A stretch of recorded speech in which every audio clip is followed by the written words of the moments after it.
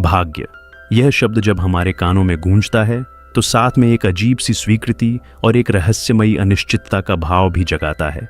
ऐसा लगता है जैसे हमारे जीवन की डोर किसी अदृश्य शक्ति के हाथ में है, जो तय करती है कि हमें क्या मिलेगा, क्या नहीं मिलेगा, किससे हम मिलेंगे और किस मोड़ पर हमारा जीवन बदल जाएगा। परंतु जब कोई साधक, योगी या आत्मा की खोज में लगा सीकर इस शब्द पर ध्यान केंद्रित करता है तो उसे यह प्रश्न भीतर से झकझोरता है, क्या सच में सब कुछ पहले से तय है? या फिर क्या मैं इस ब्रह्मांड के मंच पर एक कठपुतली हूं, या मेरा भी कोई स्वतंत्र अस्तित्व है जो मेरे भाग्य की दिशा बदल सकता है? और यहीं से आरंभ होता है आत्मचिंतन का वह मार्ग जो अंततः हमें स्वयं ईश्वर के समीप ले जाता है। श्री श्री परमहंस योगानंद जी ने जीवन भर यही सिखाया, मनुष्य केवल शरीर या विचारों का पुलिंदा नहीं, बल्कि आत्मा है और आत्मा की कोई सीमा नहीं होती। उनके अनुसार भाग्य एक गतिशील प्रक्रिया है, कोई स्थिर रेखा नहीं। यह उस बीज की तरह है जो हमारे कर्म, विचार और इच्छाओं की भूमि में बोया जाता है, और समय के साथ जब उसकी अनुकूल परिस्थितियां बनती हैं तब वह फल देता है। लेकिन जैसा बीज हम बोते हैं वैसा ही वृक्ष उगता है, और यह नियम अटल है। यही कर्म सिद्धांत का मूल है, जिसे वेदों में भी स्पष्ट रूप से कहा गया है, कर्मण्येवाधिकारस्ते, तेरा अधिकार कर्म पर है, फल पर नहीं। परंतु यही बात जब हम सांसारिक जीवन में देखते हैं तो हमें कई बार लगता है कि हम तो अच्छे कर्म करते हैं, फिर भी बुरा क्यों होता है? कोई और कुछ नहीं करता, फिर भी उसके जीवन में सुख क्यों आता है?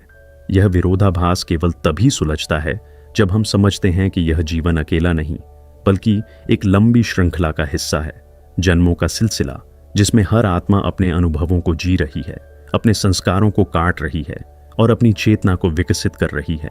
योगानंद जी ने कहा, तुम जो आज हो वह तुम्हारे बीते हुए कर्मों का परिणाम है, और जो तुम आज सोचते और करते हो वही तुम्हारे भविष्य का निर्माता है। इसलिए यह कह देना कि भाग्य में लिखा था, आत्मा की जिम्मेदारी से पलायन है, यह समझना जरूरी है कि भाग्य और स्वतंत्र इच्छा एक ही सिक्के के दो पहलू हैं। भाग्य वह है जो तुमने अपने बीते कर्मों से अर्जित किया है, वह तुम्हारे सामने परिस्थितियों के रूप में आता है, परंतु उन परिस्थितियों में तुम कैसे प्रतिक्रिया करते हो, यही तुम्हारी स्वतंत्रता है। उदाहरण के लिए, किसी के जीवन में गरीबी आ सकती है, यह उसका कर्मफल हो सकता है, लेकिन वह गरीबी को स्वीकार कर निराश हो जाए या फिर उसमें से संघर्ष कर उठ खड़ा हो, यह उसका चुनाव है। यही चुनाव नई कर्म रेखा बनाता है, और यही वह स्थान है जहां भाग्य का लेखन फिर से आरंभ होता है। यह मनुष्य का सौभाग्य है कि उसे विकल्प का वरदान मिला है, और यही विकल्प, यही चॉइस उसे देवता भी बना सकता है और पतन की ओर भी ले जा सकता है। अब यहाँ एक अत्यंत सूक्ष्म और आध्यात्मिक सत्य निहित है, जिसे योगानंद जी ने अपने क्रिया योग के अनुभवों के माध्यम से समझाया कि जब तक मनुष्य अपने मन के नियंत्रण में है तब तक वह भाग्य के प्रवाह में बहता रहता है, लेकिन जैसे ही वह अपने मन को नियंत्रित करना सीखता है, अपने विचारों को दिशा देने लगता है और ध्यान द्वारा अपने अंतर्मन के गहराइयों में प्रवेश करता है, तो वहां उसे वह शक्ति प्राप्त होती है जिससे वह अपने कर्म संस्कारों को भस्म कर सकता है। क्रिया योग, जिसके बारे में योगानंद जी ने पश्चिम में विस्तार से प्रचार किया, कोई केवल श्वास का व्यायाम नहीं है, वह तो आत्मा के उन बंधनों को तोड़ने की प्रक्रिया है जो जन्मों जन्मों से हमारी चेतना पर जमी हुई है। ध्यान के माध्यम से जब हम अपने चेतन मन को पार करते हैं और अवचेतन तथा अधिचेतन के स्तरों तक पहुंचते हैं, तब हमें यह देखने को मिलता है कि हमारे विचार ही हमारे भाग्य के निर्माता हैं। हर बार जब हम कोई विचार उठाते हैं, चाहे वह भय का हो, प्रेम का हो, क्रोध का हो या करुणा का, वह एक सूक्ष्म कंपन बनाकर ब्रह्मांड में संचारित हो जाता है। ये कंपन समय के साथ ऐसी परिस्थितियां खींच लाता है जो उस विचार के अनुरूप होती हैं। यही कारण है कि सकारात्मक सोच रखने वाले व्यक्ति के जीवन में धीरे धीरे सकारात्मक घटनाएं घटने लगती हैं, और जो व्यक्ति सदा नकारात्मकता में डूबा रहता है उसके चारों ओर वैसी ही परिस्थितियां बनती हैं। इसीलिए योगानंद जी ने कहा था, आपका बाहरी जीवन आपके आंतरिक जीवन का प्रतिबिंब है। यहाँ हमें एक अत्यंत महत्वपूर्ण सत्य को भी स्वीकार करना होगा कि भाग्य केवल व्यक्तिगत नहीं होता, ये सामूहिक भी होता है। कभी कभी हमें ऐसा प्रतीत होता है कि कोई विपत्ति केवल हमारे जीवन में ही क्यों आई, परंतु वह किसी सामूहिक चेतना का भी परिणाम हो सकती है, जैसे कोई युद्ध, महामारी या प्राकृतिक आपदा। ये सब केवल व्यक्तिगत कर्मों से नहीं बल्कि समष्टिगत चेतना की दिशा से भी जुड़ी होती है। जब एक समाज या पूरी मानवता लोभ, अहंकार और द्वेष में डूब जाती है तो उसका सामूहिक परिणाम सभी को प्रभावित करता है। ऐसे समय पर भी यदि कोई साधक अपने मन को स्थिर और ईश्वर में स्थित रखे तो वह उन सामूहिक झंझावातों से भी बच सकता है। यही है साधना की शक्ति, जो भाग्य के सबसे विकट तूफानों से भी मनुष्य को सुरक्षित निकाल सकती है। अब प्रश्न उठता है, क्या भाग्य को पूरी तरह मिटाया जा सकता है? क्या कोई व्यक्ति अपने सारे संस्कारों से मुक्त होकर पूर्ण रूप से स्वतंत्र हो सकता है? योगानंद जी का उत्तर था, हाँ, निश्चित रूप से। लेकिन यह तभी संभव है जब आत्मा अपनी पहचान को शरीर, मन और विचारों से अलग कर ले और जान ले कि वह केवल साक्षी है, शुद्ध चैतन्य, शुद्ध आनंद स्वरूप। जब यह अनुभूति आ जाती है कि मैं यह शरीर नहीं हूँ, यह मन नहीं हूँ, यह विचार नहीं हूँ, मैं आत्मा हूँ जो अमर, अचल और असीम है, तब कर्मों की पकड़ ढीली पड़ने लगती है। यही मुक्ति है, मोक्ष, और यही है आत्मज्ञान जो भाग्य से परे है। यही कारण है कि योगानंद जी ने अपने जीवन में कर्म को पूजा बना दिया। उन्होंने हर कार्य को इस भाव से किया कि वह उसके माध्यम से अपने भीतर के बंधनों को तोड़ सके, चाहे वह विद्यालय चलाना हो या आत्मकथा लिखना। उन्होंने हर कर्म को ईश्वर की सेवा माना और उसे पूर्ण श्रद्धा और आत्मनिवेदन के साथ किया। यही उदाहरण हमें यह सिखाता है कि भाग्य का लेखन केवल विचारों से नहीं, कर्मों से भी होता है। केवल यह सोच लेना कि मैं अपना भाग्य बदल सकता हूँ पर्याप्त नहीं। इसके लिए अनुशासन, ध्यान, विवेक और ईश्वर के प्रति समर्पण चाहिए। और सबसे अंतिम परंतु सबसे महत्वपूर्ण बिंदु यह है कि जब हम यह जान जाते हैं कि हम भाग्य के निर्माता हैं, तब हमें इस शक्ति का दुरुपयोग नहीं करना चाहिए। यह जागरूकता कि मैं सृजन करता हूँ एक महान उत्तरदायित्व भी साथ लाती है। जैसे कोई कलाकार अपनी कल्पना से एक सुंदर चित्र बना सकता है, वैसे ही वह उसे विकृत भी कर सकता है। ठीक उसी प्रकार हमारी स्वतंत्र इच्छा हमें ऊंचाइयों तक पहुंचा सकती है या पतन की ओर भी ले जा सकती है। इसलिए योगानंद जी ने सदैव इस शक्ति को ईश्वर की ओर मोड़ने की प्रेरणा दी। उन्होंने कहा, अपनी इच्छा को ईश्वर की इच्छा में विलीन कर दो, तब तुम्हारे कर्म भी पवित्र हो जाएंगे और भाग्य भी दिव्य हो जाएगा। यदि भाग्य कोई पूर्व निर्धारित रेखा नहीं, बल्कि हमारे ही कर्मों, विचारों और भावनाओं का प्रतिफल है, तो यह समझना अत्यावश्यक हो जाता है कि हमारे विचारों का निर्माण कैसे होता है और वे विचार हमारे जीवन को कैसे आकार देते हैं। परमहंस योगानंद जी ने स्पष्ट कहा था कि मनुष्य का मन ही उसका निर्माता है, वही उसका बंधन है और वही उसकी मुक्ति भी। हमारे विचार कोई अमूर्त, क्षणिक बुदबुदे नहीं हैं, बल्कि वे जीवंत कंपन हैं, ऊर्जा के शक्तिशाली रूप जो ब्रह्मांड के सूक्ष्म स्तर पर घटनाओं को आकर्षित करते हैं, उन्हें आकार देते हैं और धीरे धीरे उन्हें ठोस यथार्थ में परिवर्तित कर देते हैं। यही कारण है कि योगानंद जी बार बार इस बात पर जोर देते थे कि हमें अपने विचारों की रक्षा करनी चाहिए, जैसे कोई किसान अपने खेत की रक्षा करता है, क्योंकि जैसे बीज खेत में बोया जाएगा वैसा ही फल उगेगा। और यह नियम विचारों के क्षेत्र में भी उतना ही अटल है। हर बार जब हम एक विचार सोचते हैं, चाहे वह क्षमा का हो या क्रोध का, प्रेम का हो या भय का, वह विचार केवल एक मानसिक अनुभव नहीं रहता, बल्कि वह चेतना की भूमि में अंकुरित होता है और वहीं से वह भाग्य के वृक्ष को जन्म देता है। जब हम बार बार किसी विचार को दोहराते हैं तो वह हमारे अंतर्मन में एक संस्कार बन जाता है और वही संस्कार हमारे निर्णयों, हमारे दृष्टिकोण और हमारे कर्मों का मार्गदर्शन करने लगता है। और यही कर्म, जैसा कि हमने पहले जाना, हमारे भाग्य का निर्माता बन जाता है। तो स्पष्ट है कि विचार, भावना, संस्कार, कर्म, भाग्य, यह एक सीधी सुसंगत श्रृंखला है जिसे यदि हम जागरूकता से समझ लें तो हम भाग्य को अपने हाथों में लेना आरंभ कर सकते हैं।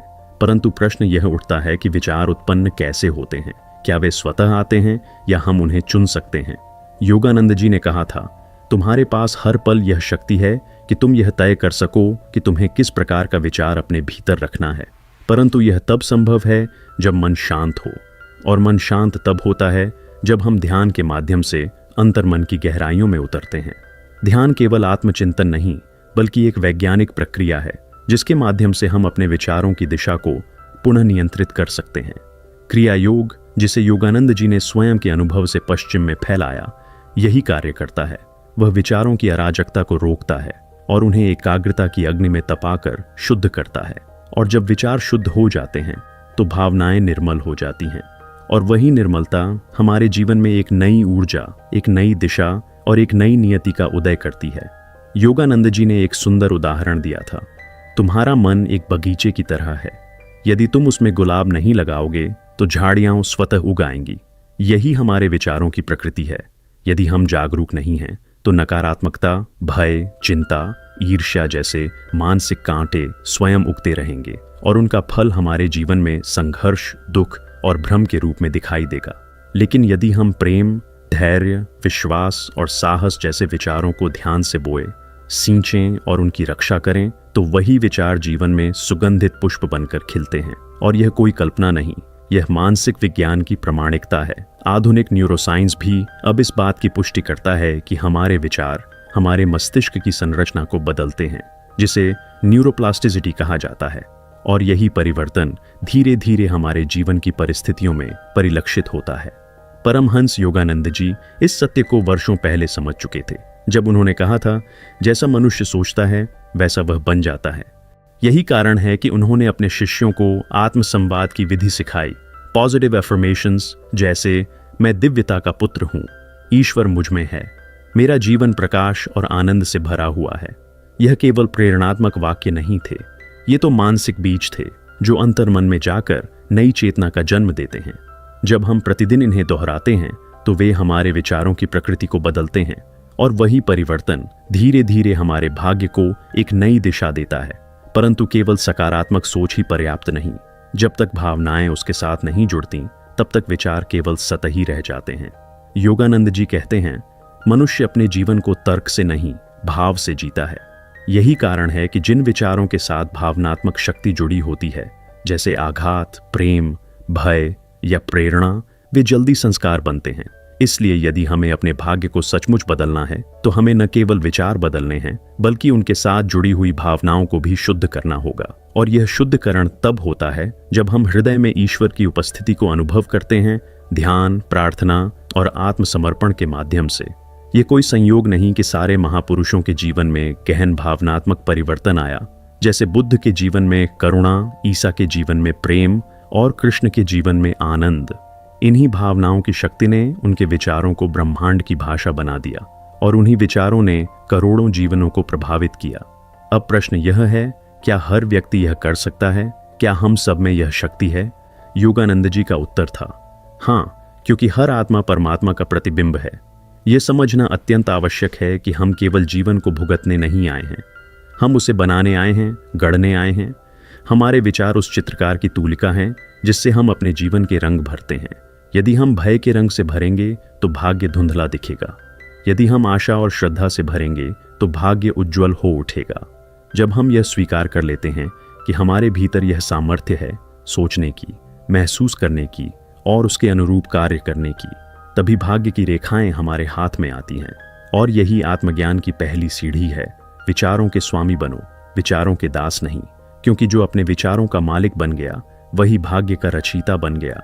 यही वह शाश्वत सत्य है जिसे जानने और जीने के लिए हर साधक को अपने भीतर उतरना होगा।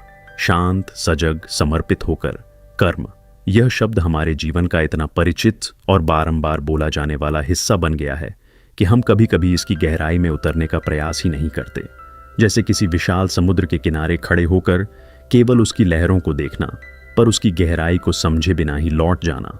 लेकिन जो साधक, जो आत्मा का प्यासा है, वह केवल सतह नहीं देखता, वह उस सागर में उतरता है जहां कर्म के रहस्य लहरों की तरह नहीं बल्कि मौन की गहराइयों में प्रकट होते हैं। परमहंस योगानंद जी ने अपने जीवन में बार बार यह समझाया कि कर्म केवल वह नहीं जो हम करते हैं, बल्कि वह भी है जो हम सोचते हैं, जो हम महसूस करते हैं, जो हम संजोते हैं और वह भी जो हम टालते हैं।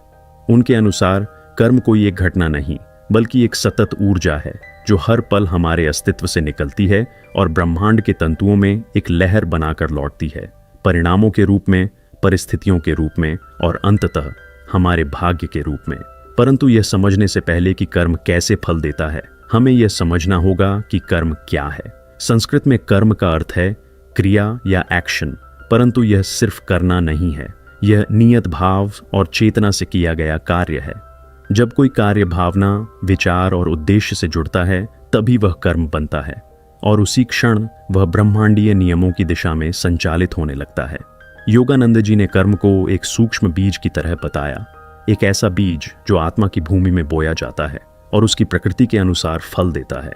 यदि वह कर्म लोभ, क्रोध, ईर्ष्या, अहंकार या मोह से प्रेरित है तो वह अपने साथ दुख, भ्रम और बंधन की जड़ें लेकर आता है। परंतु यदि वह प्रेम, सेवा, करुणा, त्याग और शुद्धता से उत्पन्न होता है तो वह आत्मा को ऊपर उठाने वाला, प्रकाश से भर देने वाला कर्म बन जाता है। अब यह प्रश्न स्वाभाविक है कि क्या हर कर्म फल देता है? उत्तर है हाँ, अचूक रूप से। भगवद गीता में श्री कृष्ण ने कहा, न ही कश्चित क्षणमपि जातु तिष्ठत्य कर्म कृत, अर्थात कोई भी प्राणी एक क्षण भी कर्म किए बिना नहीं रह सकता, और हर कर्म, चाहे वह विचार से उत्पन्न हो या शब्द से, शरीर से किया गया हो या केवल भावना में रहा हो, वह एक ऊर्जा की तरह ब्रह्मांड में छोड़ता है, और वह ऊर्जा जब अनुकूल समय, स्थान और स्थिति को पाती है तब वह फल देती है। कई बार यह फल तुरंत मिलता है, कई बार जन्मों के बाद। यही कारण है कि हम देखते हैं कि कोई जन्म से ही संगीतज्ञ होता है, कोई जन्म से ही आध्यात्मिक प्रवृत्ति लेकर आता है, तो कोई जन्म जन्मांतर का आरण लेकर आता है जिसे उसे चुकाना होता है। यही है संचित कर्म, प्रारब्ध कर्म और क्रियमाण कर्म की त्रयी, जिन्हें योगानंद जी ने आध्यात्मिक विज्ञान की दृष्टि से बहुत स्पष्टता से समझाया। संचित कर्म वे सभी कर्म हैं जो हमने पूर्व जन्मों में किए हैं और जिनका फल अभी तक पूर्ण रूप से प्रकट नहीं हुआ है। वे आत्मा के चारों ओर जमा रहते हैं, जैसे किसी पेड़ के बीज भूमि में दबे होते हैं। प्रारब्ध कर्म वे हैं जो इस जन्म में फल देने के लिए सक्रिय हुए हैं, अर्थात वे घटनाएं, संबंध, परिस्थितियां जो हमारे जीवन में पहले से ही चल रही हैं और जिन्हें पूरी तरह टाला नहीं जा सकता। और क्रियमाण कर्म वे हैं जिन्हें हम इस जीवन में प्रतिदिन कर रहे हैं। यही वर्तमान की शक्ति है, जिसे यदि जागरूकता से जिया जाए तो यह न केवल संचित कर्मों को निष्क्रिय कर सकता है, बल्कि प्रारब्ध कर्म की दिशा को भी बदल सकता है। यहाँ पर यह जानना अत्यंत आवश्यक है कि प्रारब्ध कर्म से भागना संभव नहीं, लेकिन उस पर हमारी प्रतिक्रिया हमारे आध्यात्मिक स्तर के अनुसार बदल सकती है। यही कारण है कि एक ही प्रकार की कठिनाई किसी के लिए दुख बन जाती है और किसी के लिए आत्मोन्नति का माध्यम। उदाहरण के लिए, यदि किसी को रोग होता है तो एक व्यक्ति उसे केवल पीड़ा मानकर टूट सकता है, लेकिन वही अनुभव किसी साधक के लिए ईश्वर की ओर एक आह्वान बन सकता है, क्योंकि वह जानता है कि यह कर्म का फल है, और यदि वह इसे शांत भाव, समर्पण और ध्यान के साथ स्वीकार कर ले तो यह उसकी आत्मा की शुद्धि का माध्यम बन सकता है। योगानंद जी ने कहा, संतुलित दृष्टिकोण ही कर्म के प्रभाव को बदलने की पहली कुंजी है। जब मनुष्य परिस्थिति को बदल नहीं सकता तो वह अपनी दृष्टि बदल सकता है, और वही परिवर्तन कर्म के फल को बदल देता है। अब एक और महत्वपूर्ण बात, क्या हम अपने कर्मों को समाप्त कर सकते हैं? क्या आत्मा एक दिन पूर्णतः कर्म रहित हो सकती है? उत्तर है हाँ, परंतु केवल साधना, समर्पण और आत्मबोध के द्वारा। जब तक मनुष्य अपने अहम को केंद्र में रखकर कर्म करता है, जब तक वह सोचता है कि मैं ही करता हूँ, मैं ही भोगता हूँ, तब तक वह कर्म के चक्र में बंधा रहता है। लेकिन जब वह यह जान लेता है कि वह तो केवल साक्षी है, वह तो एक माध्यम है और सच्चा कर्ता ईश्वर है, तब उसकी क्रियाएं निष्कलुष हो जाती हैं और धीरे धीरे वे अकर्म की स्थिति में बदल जाती हैं। यही कर्मयोग की पराकाष्ठा है, जहां साधक कर्म करता है पर उस पर अधिकार नहीं चाहता। वह सेवा करता है पर फल की अपेक्षा नहीं करता। वह जीवन को जीता है पर स्वयं को उसके केंद्र में नहीं रखता। यही वह अवस्था है जहां कर्म बंधन नहीं बल्कि मुक्ति का माध्यम बनता है। परमहंस योगानंद जी ने इस सिद्धांत को केवल सिखाया नहीं बल्कि जिया। उन्होंने न केवल विश्व में ज्ञान फैलाया बल्कि अपने कर्मों को भक्ति और समर्पण के माध्यम से तप में बदल दिया। उन्होंने कहा, जब तक तुम ये सोचते रहोगे कि तुम ही सब कुछ कर रहे हो, तब तक कर्म तुम्हें बांधता रहेगा। लेकिन जब तुम यह जान लोगे कि ईश्वर ही तुम्हारे माध्यम से कार्य कर रहा है, तब कर्म बंधन नहीं, पूजा बन जाता है। उन्होंने अपनी सारी ऊर्जा, अपना हर विचार, अपना हर भाव, यहाँ तक कि अपनी मृत्यु तक ईश्वर को अर्पित कर दिया। यही कारण है कि उनका जीवन एक दिव्य लीला बन गया, जहाँ कर्म योग बन गया, सेवा ध्यान बन गया और भाग्य ईश्वर की इच्छा बन गया। अब एक साधक के लिए सबसे आवश्यक बात यह है कि वह अपने क्रियमाण कर्मों को शुद्ध बनाए, क्योंकि यही एकमात्र वह स्थान है जहां उसकी स्वतंत्रता है। वह संचित और प्रारब्ध को तुरंत नहीं मिटा सकता, परंतु वह यह निर्णय अवश्य कर सकता है कि वह इस क्षण क्या सोचता है, क्या करता है और किस भावना से करता है। यही वर्तमान का बल है, यही साधना का बल है। जब हम हर कर्म को सजग होकर प्रेम और श्रद्धा से करते हैं, जब हम हर विचार को साक्षी भाव से देखते हैं और नकारात्मक विचारों को विनम्रता से छोड़ते हैं, जब हम प्रतिदिन कुछ समय ईश्वर से एकांत संवाद में बिताते हैं तो धीरे धीरे कर्मों की जंजीरें ढीली पड़ने लगती हैं। और जब आत्मा यह जान लेती है कि वह कर्म नहीं, चेतना है, वह शरीर नहीं, प्रकाश है, तब वह इस चक्र से ऊपर उठ जाती है। यही मोक्ष है, यही मुक्ति है और यही हमारे अस्तित्व का अंतिम लक्ष्य है। यदि जीवन एक महान प्रश्न है और भाग्य, कर्म, विचार उसके अंग हैं, तो इन सब का अंतिम उत्तर केवल एक ही दिशा में ले जाता है, स्वयं को जानो। यही था आर्षियों का उद्घोष, उपनिषदों का संदेश और परम गुरु परमहंस योगानंद जी का जीवन दर्शन। मनुष्य के जीवन का सर्वोच्च उद्देश्य है आत्मा की पहचान, और आत्मा की यह पहचान केवल तर्क, अध्ययन या बहस से नहीं आती। वह आती है मौन से, अनुभव से और एक अंतर्मुख यात्रा से, जिसे हम ध्यान कहते हैं।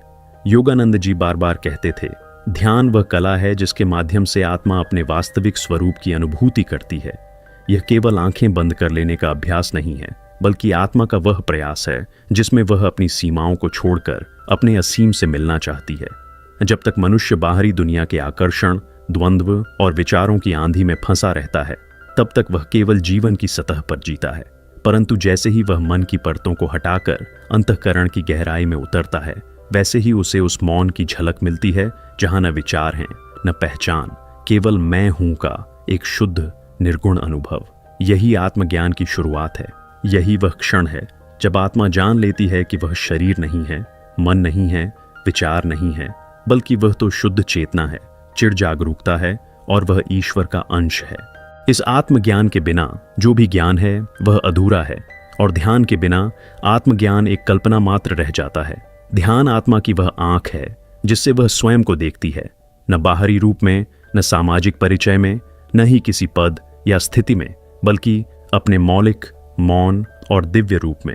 जब साधक ध्यान की प्रक्रिया में बैठता है तो वह पहले शारीरिक मौन से शुरू करता है, फिर वह श्वास को स्थिर करता है, फिर विचारों की गति को धीमा करता है और अंततः वह वहां पहुंचता है जहां श्वास विलीन हो जाती है, विचार मौन हो जाते हैं और बचती है केवल प्रकाश और शुद्ध उपस्थिति। यही ध्यान की चरम स्थिति है जिसे योगानंद जी ने समाधि कहा। उन्होंने अपनी आत्मकथा में बताया कि कैसे उनके गुरु श्री युक्तेश्वर गिरि ने उन्हें पहली बार ध्यान की उस अवस्था में पहुंचाया जहां शरीर, संसार, समय और स्थान सब कुछ मिट गया और केवल ईश्वर का अपरिमित प्रकाश शेष रह गया। वह कोई कल्पना नहीं थी, न कोई भावना, वह सीधा जीवंत अनुभव था उस सत्ता का जिसे हम ब्रह्म, आत्मा या परमात्मा कहते हैं। पर प्रश्न उठता है, क्या यह अनुभव केवल महापुरुषों के लिए है? क्या हम जैसे साधारण जन इस शुद्धता, इस परम शांति को अनुभव कर सकते हैं? योगानंद जी का उत्तर स्पष्ट था, हाँ, क्योंकि आत्मा कभी साधारण नहीं होती, केवल उसका अनुभव खो गया होता है।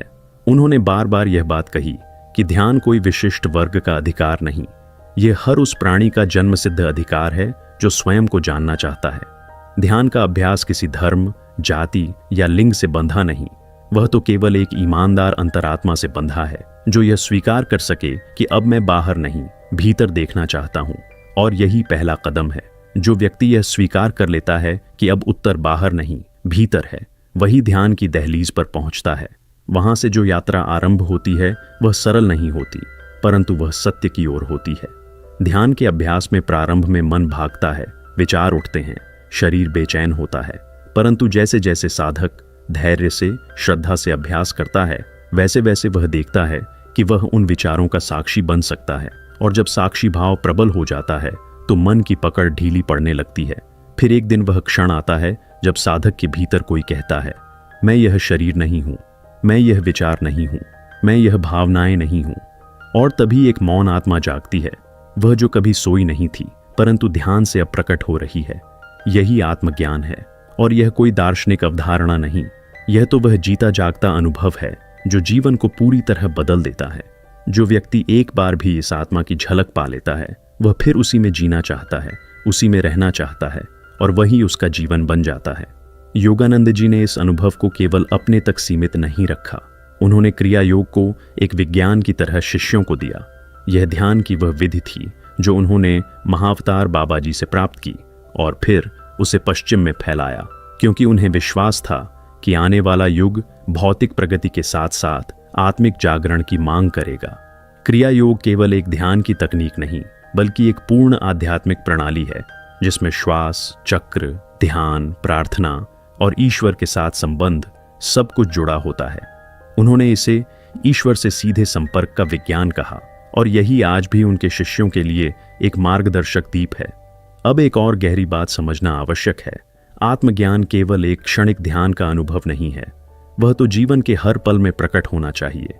जब ध्यान की स्थिति केवल सुबह शाम की साधना तक सीमित रहती है तब वह मन को शांत करता है, परंतु जब वही ध्यान पूरे दिन की सजगता बन जाता है तब वह आत्मा को जागृत करता है। योगानंद जी ने कहा, ध्यान केवल मौन बैठने का नाम नहीं, ध्यान है हर क्षण यह याद रखना कि मैं आत्मा हूँ, मैं ईश्वर का अंश हूँ। और जब यह स्मृति निरंतर बन जाती है तो जीवन की हर गतिविधि, हर संबंध, हर कार्य ईश्वर की उपस्थिति से भर जाता है। फिर साधक को मंदिर जाने की आवश्यकता नहीं रहती, क्योंकि उसका हृदय ही मंदिर बन जाता है।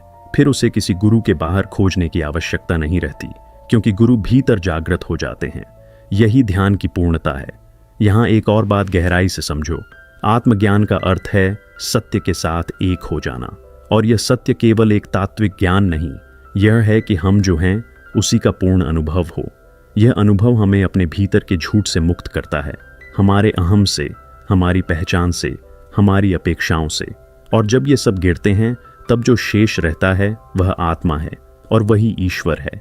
यही अद्वैत है, वह बोध कि मैं और ईश्वर एक हैं।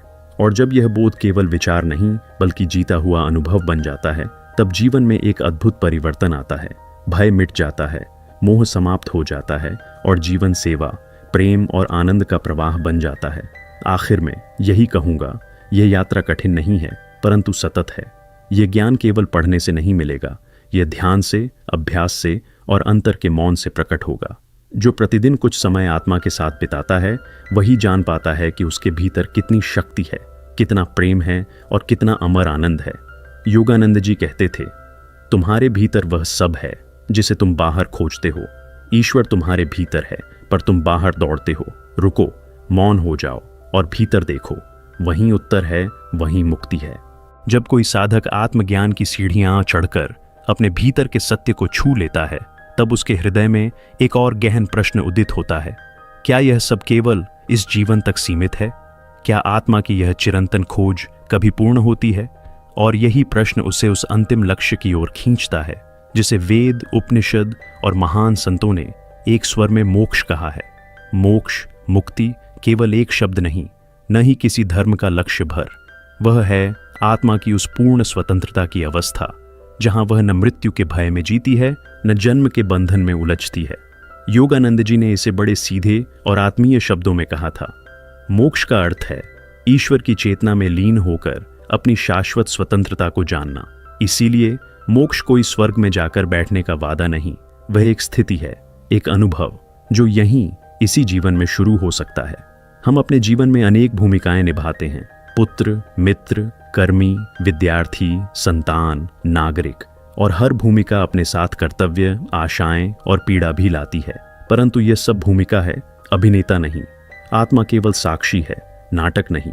मोक्ष का मार्ग यही तो है, धीरे धीरे यह समझना कि हम वह सब कुछ नहीं हैं जो हमें लगता है कि हम हैं। हम न शरीर हैं, न विचार, न व्यक्तित्व, न नाम, न रूप। हम तो शुद्ध चेतना है, और चेतना को न जन्म होता है न मृत्यु। जब यह बोध गहराई से जागता है तो व्यक्ति हर बंधन से मुक्त हो जाता है, न भविष्य का भय, न अतीत का बोझ। यही है मुक्ति, यही है मोक्ष। और यह मोक्ष किसी मृत्यु के बाद का परिणाम नहीं, यह अभी और यहीं संभव है यदि साधक सच्चे हृदय से खोज करे। पर अब यह जानना आवश्यक है कि इस मोक्ष की राह कैसी है। क्या यह किसी विशेष तपस्या से मिलती है? क्या इसके लिए संसार छोड़ना पड़ता है?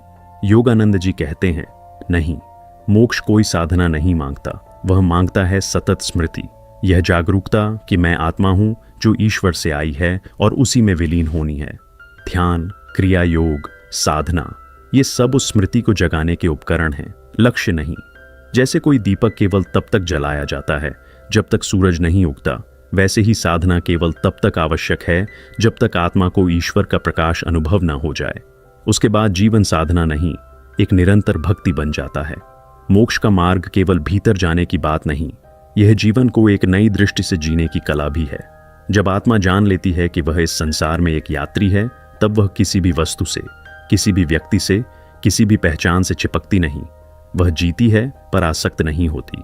वह प्रेम करती है पर बांधती नहीं। वह कार्य करती है पर फल की चिंता नहीं करती। यही भगवद गीता का सार है, कर्म करो पर आसक्ति नहीं। योगानंद जी ने इसे अपने जीवन में जिया। वे पश्चिम में थे पर भारत उनके हृदय में था। वे लोगों के बीच थे पर भीतर मौन में थे। वे हंसते थे, सिखाते थे, पर उनके भीतर केवल एक शून्य था, ईश्वर की उपस्थिति का। यही है मोक्ष का जीवन। परंतु अब हमें एक और गहन प्रश्न से भी टकराना होगा, मृत्यु। क्या मोक्ष मृत्यु से मुक्त करता है? क्या यह शरीर का अंत है या आत्मा का विस्तार? योगानंद जी ने मृत्यु को कभी शोक का विषय नहीं माना। वे कहते थे, मृत्यु आत्मा के लिए उतनी ही स्वाभाविक है जितना किसी थके हुए व्यक्ति का वस्त्र बदलना। और यही गीता में श्री कृष्ण ने कहा था, वासांसि जीर्णानि यथा विहाय। आत्मा पुराने शरीर को ऐसे त्यागती है जैसे पुराने वस्त्र।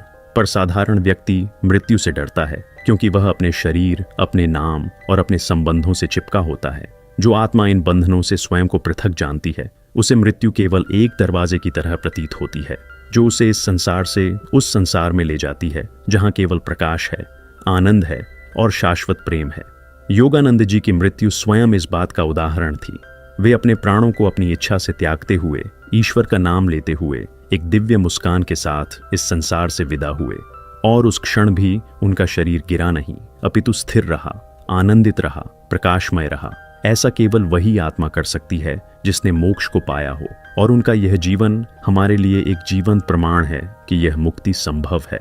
अभी इसी जीवन में, इसी शरीर में। मोक्ष केवल मृत्यु से नहीं, पुनर्जन्म से भी मुक्ति है। जब आत्मा यह जान लेती है कि अब उसे कोई काम अधूरा नहीं है, जब उसका कोई वासनात्मक बंधन नहीं रहता, तब वह फिर जन्म नहीं लेती।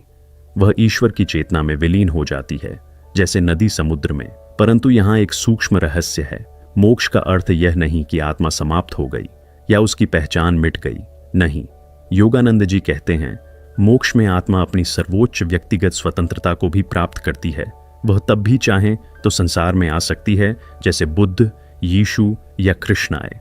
यह है पूर्ण स्वतंत्र आत्मा की अवस्था, जिसे भारत में जीवन मुक्त कहा गया।